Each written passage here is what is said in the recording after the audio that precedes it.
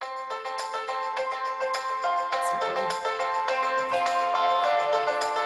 it going?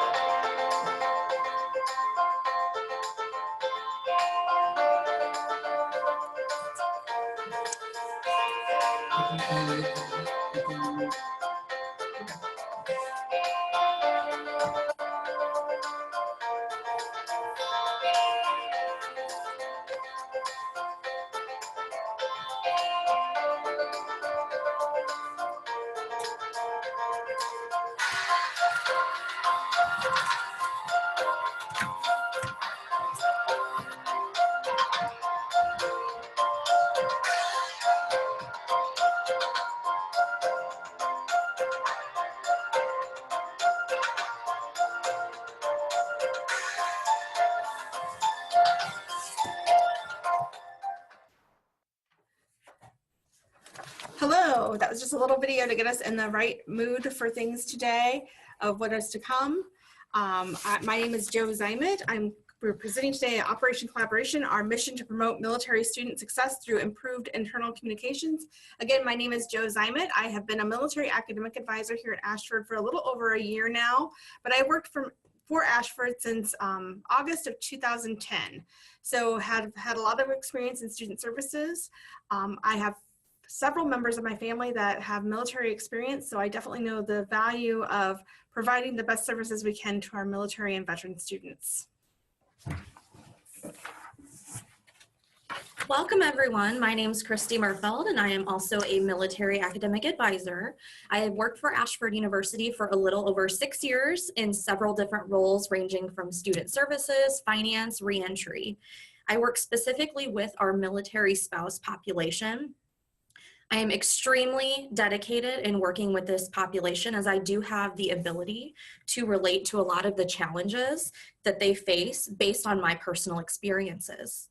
Since 2005, the university has consistently maintained a large military affiliated population. Today, approximately 25 out of every 100 students are military affiliated. Now you're probably wondering, what does military affiliated mean?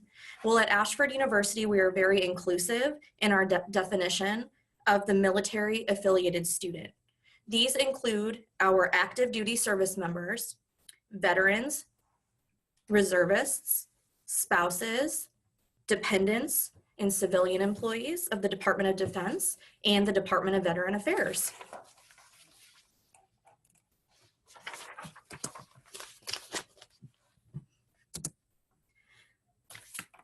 So next, I'm going to go ahead and touch on our learning objectives for this presentation. The first is to recognize the relationship between military academic advisors and students as a resource for our faculty. Second, to identify opportunities where instructor communication with military academic advisors is not only appropriate, but encouraged, and to find clear pathways for that communication to occur. And third, learn where and how to access supportive resources for quick reference.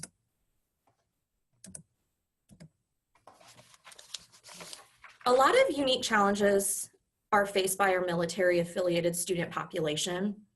The first is transitioning into civilian life. So our military affiliated students face unique challenges on a daily basis. Transitioning into civilian life after separating from the military is a primary challenge. These students have to adjust to a different pace of work in life while returning to a job or preparing to even enter the workforce, develop an identity outside of the military, reconnecting with family members, and recognizing and dealing with medical issues. Post-traumatic stress disorder, also known as PTSD, represents another challenge any individual can face. According to a study conducted in the American Journal of Occupational Therapy, the military population can be impacted by PTSD and may face high levels of stress and anxiety. Next, frequent relocation is a huge challenge faced by our military population. They might be ordered to a new duty station where they have to pick up and leave without a lot of preparation. A lot of times this is known as permanent change of station orders, also known as PCSing. For example, one of my students that I'm currently working with is a spouse of an active duty service member who got orders to move from Hawaii to the States on short notice. This move made it very, very difficult for her to stay caught up in class because she had to work with her spouse and her family to move from Hawaii to the States.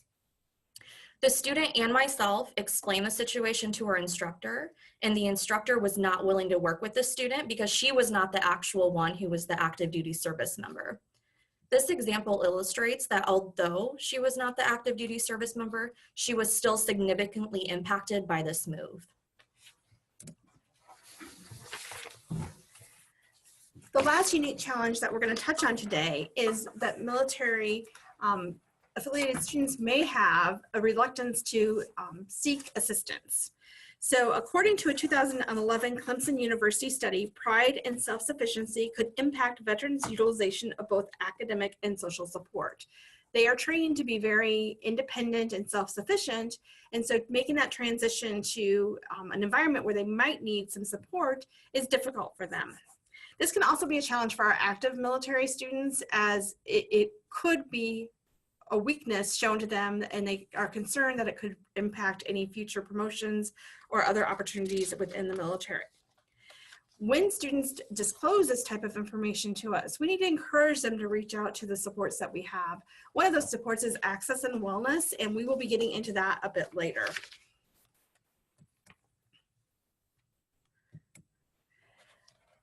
There are ways that we can bridge the gap and promote inclusion with our students. One of the things I want to define is the unique relationship between students and academic advisors. When a student is working with an instructor in a class, they have a relationship with that instructor for a total of 5 weeks before they switch to the next class and the next instructor. Academic advisors begin working with the students the 3rd week of their first class. At that time, we introduce ourselves to them and let them know of what we can do to support them. We have a 24-hour turnaround contact time with our students. There's 3 ways for them to reach out to us: email, phone, and sending messages through the student portal.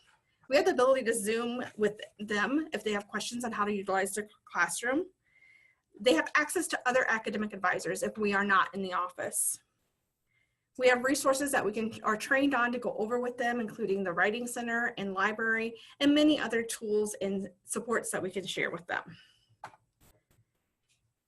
They have time to work with us and open up with us. We're not in a hurry to get off the phone with them. We can take our time and find the root causes of what supports they need and how we can best support them.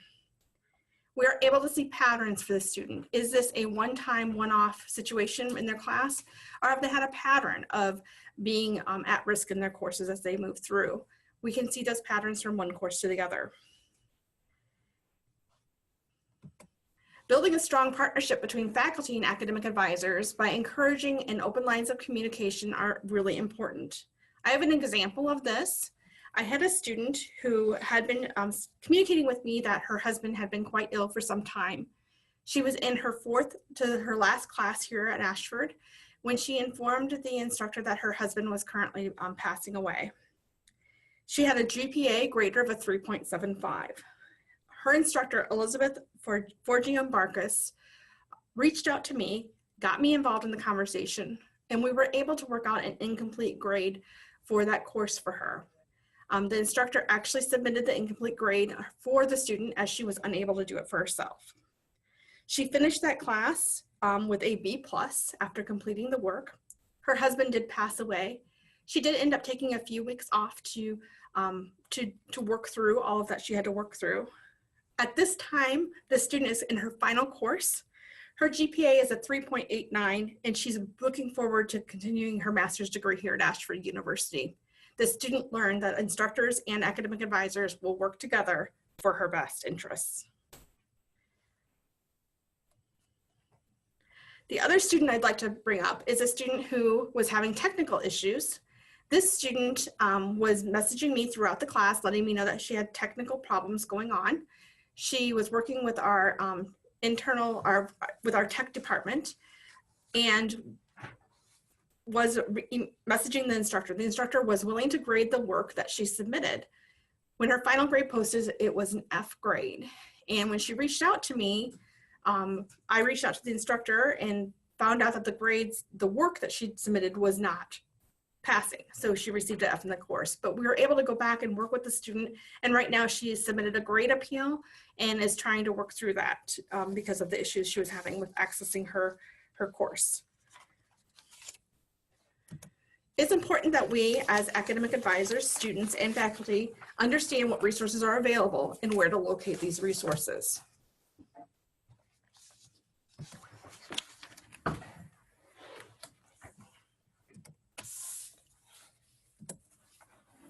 The first shared resource that we offer to our faculty, academic advisors, and students is called our Ashford Military Champs program, which is essentially a peer-to-peer mentoring program that matches high-achieving, tenured students as mentors with new students. CHAMPS stands for Collaborative, Holistic Academic Mentoring for Peer Success. Students can sign up as a mentee or peer mentor by visiting the Ashford website. Although CHAMPS has been developed for new students, this program welcomes all students who need support as a CHAMPS mentee, such as our military affiliated student population. In addition to the CHAMPS referral program, we also have the Military Resource Center, which is located on the Ashford website, that can really help our faculty, students, and academic advisors learn more about the military benefits that Ashford University offers our students. So the third shared resource we'd like to share with you today is essentially the collaboration between our students, between our instructors and academic advisors, which is a key to a positive student experience. A lot of times students reach out to their academic advisor for advice and options. We as academic advisors have built rapport and trust with our students, so a lot of times we are that go-to person for them.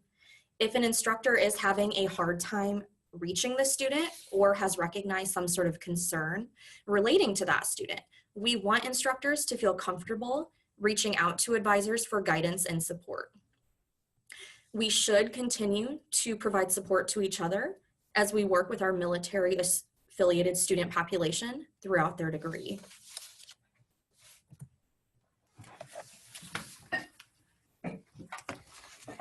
The last example of a shared resource that we're going to discuss today is our Department of Access and Wellness, which you can email them at access@ashford.edu.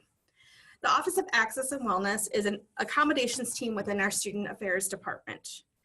There is a designated military access and wellness advisor. Students receive accommodation disclosures that they are required to provide the instructors. So if they are a student that is receiving these accommodations, they do have information that they need to provide their instructor at the beginning of each course. Referrals can be made to this department by the instructor, by the academic advisor, or by the student themselves. I do have an example where an instructor or an academic advisor needs to make a referral. I had a student that was traveling in downtown Vegas when the shooting occurred in Vegas. When I spoke to her on the phone that next day, she was telling me how she had been in combat as a military soldier in the past, and how this experience was more traumatic because it was unexpected. She didn't know what she was getting herself into, and this caused some flare-ups of her post-traumatic stress disorder. It was a great opportunity to get her connected with our Access and Wellness Department and give her the support that she needed. Anything that happens in the United States regionally could impact our students, as we have students located all around the United States. So another line that might be valuable for you as instructors or academic advisors, our students to know, is that we also have a helpline, and that would be for emergency type situations, and that's help@ashford.edu.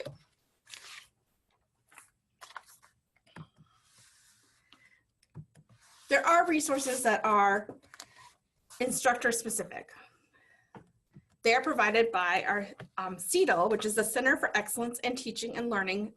This is a department that supports our instructors throughout their experience here. The Center of Excellence in Teaching and Learning has a SharePoint, a military CEDL page through Office 365. That's a great opportunity to learn more about our military students. There are also 3 different archive presentations, a May 2017 CEDL sessions supporting our military students, military speakers event from June 2016, and military speakers series follow-up. If you would like more information on those, we can get you those links.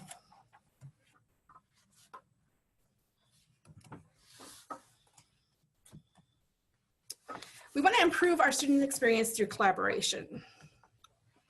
A simple step as the opportunity to CC each other in on email corresponding with students when dealing with difficult situations is important.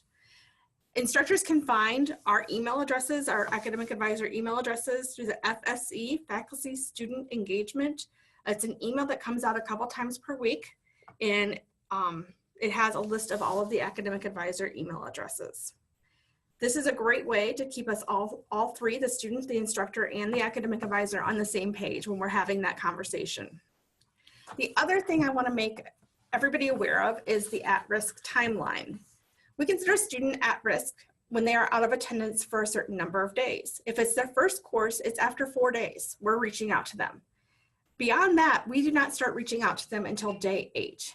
In a 5-week class, that's a week and a day into part of their work that they need to be doing.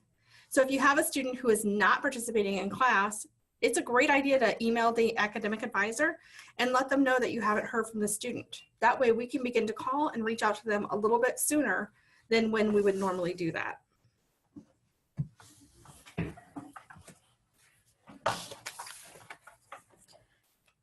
Academic advisors can also encourage their students to really get to know their instructors and their peers in the classroom. During the interactions we as academic advisors have with our students, whether it be during the welcome call, the new student introduction call, or any interaction for that matter, we can always encourage our students to get to know that instructor in the course syllabus. Helping our military affiliated student population recognize and understand who teaches their courses and what is expected of them can help our students be successful. Ultimately, academic advisors can encourage our students to create that open line of communication with their instructors during each course to more effectively voice their ideas, concerns, and questions. Moving forward, through empathy, collaboration, and shared knowledge, advisors and instructors can work together to improve the student experience and promote long-term success. We would like to open up this time for a question and answer forum. Great question. My favorite part of being a military academic advisor is when we have the opportunity to see some of the situations like I shared with my students, overcoming some of those obstacles. It's just when they achieve that degree and they overcome some of the things that they're dealing with in each and every day, it's just a great joy. Kristi, do you have anything else to share? I would. So a lot of these students in our military population have either served our country or is supporting somebody who is serving our country. I love helping these people reach those dreams and those goals that they might otherwise not have thought they would have been able to do that. I also had my grandfather who served as a medic in the Air Force during World War II, and he always told me that something little can go a long ways for somebody.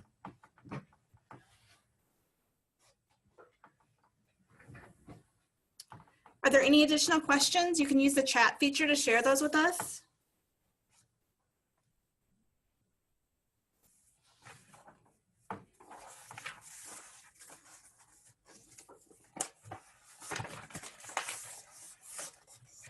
Thank you, Becky, for sharing that.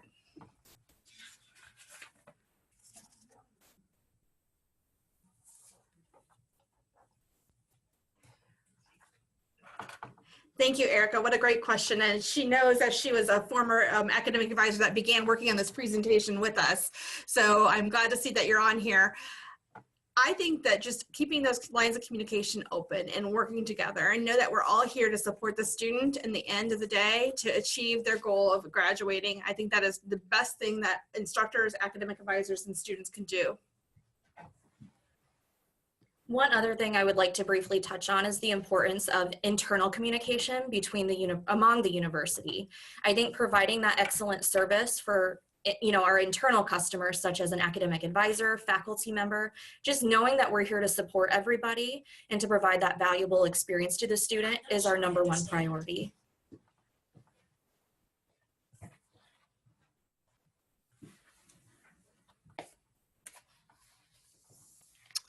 Beth, thank you for your question. We are their only advisor. So as a military academic advisor, they do not have a advisor associated with their major. They may have an access and wellness advisor, but we would be the primary point of contacts. Instructors can find that. Again, I'm looking for it. There's a report that comes out twice a week with the students in the class and the advisors' names on it. Is the FSC, Faculty Student Engagement, and it comes to the faculty email address. Does anyone have any remaining questions at all?